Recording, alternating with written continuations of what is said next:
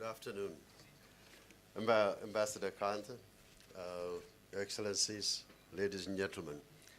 Well, normally at these places we say, it is my pleasure to be here. Honestly, today it is my pleasure because of the gathering of very eminent academics and industry professionals.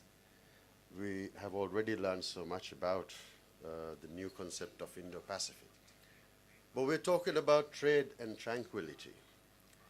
Just now, M, it's almost like James Bond. M, where are you? He mentioned the defense spending, the defense budget of every country far outweighs everything else, almost every country. And if we are going to talk about trade and tranquility, if the majority of the trade is about fighting tranquility, I suppose it's a no-win situation. And also in his speech, he talked about moving away from conflict.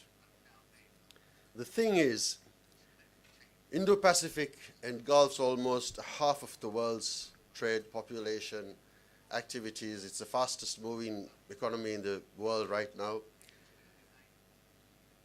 Our challenges today is that trade is moving at fiber optic speeds. But the administrations, governments, and the negotiations for finding a peaceful path, a tranquil path, if you must, that is going very slow. Here we are still trying to find what will work for all of us. We have slogans like One Sri Lanka, One Malaysia. How about one world? No? How about one Asia, Pacific, or region? It's not happening.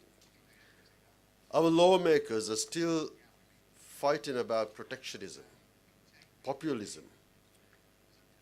People get elected on the platforms of populism, on the platforms of protectionism. And that is their selling power.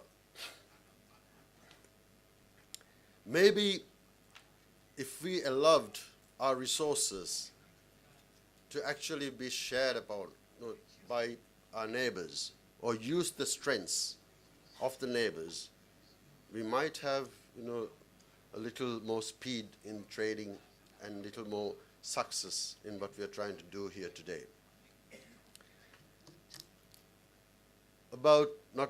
Exactly 100 years ago today, the first Great War ended. Not today, this year. A century since the World War I ended. World War I started with one public official being shot dead, killed.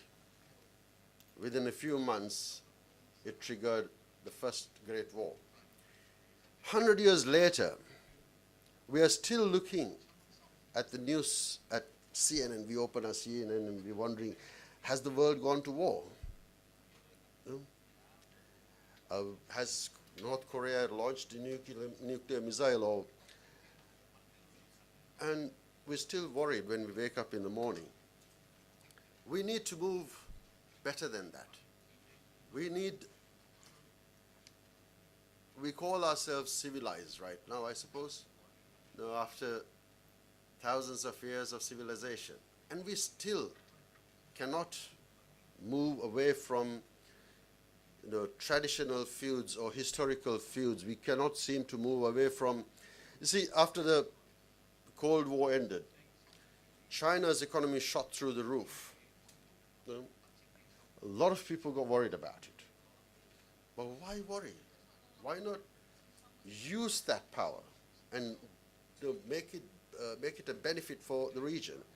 The trade routes that we were talking about, obviously, air transport will never replace sea transport because of the amount of goods and services that is traded.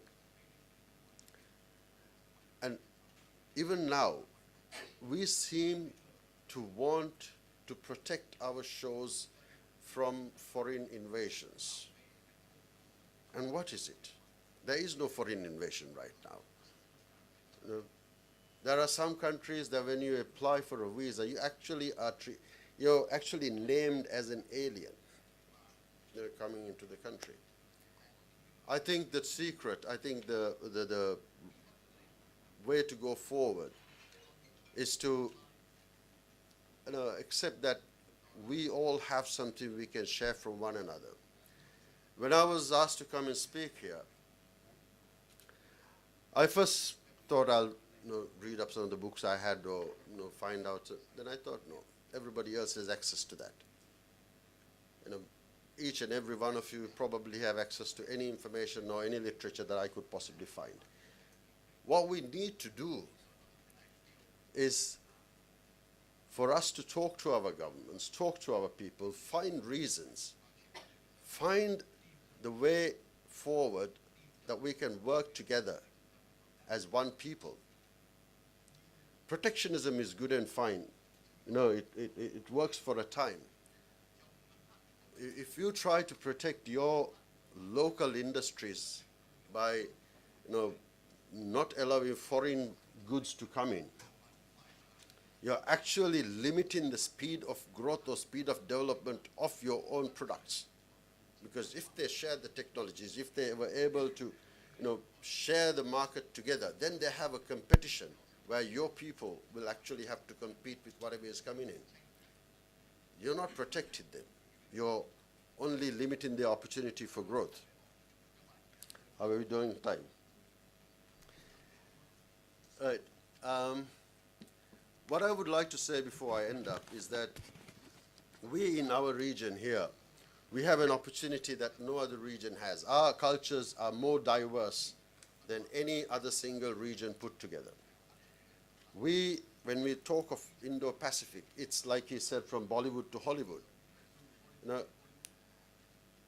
With all the drama and all the killing. But let's not get too dramatic there. But that opportunity can be made a strength. That diversity can be our strength. Or it can be our inhibitions, our stumbling blocks.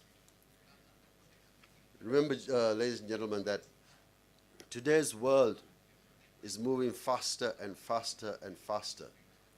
It is almost only yesterday I remember being 21 years old. Time is moving faster than it ever did before.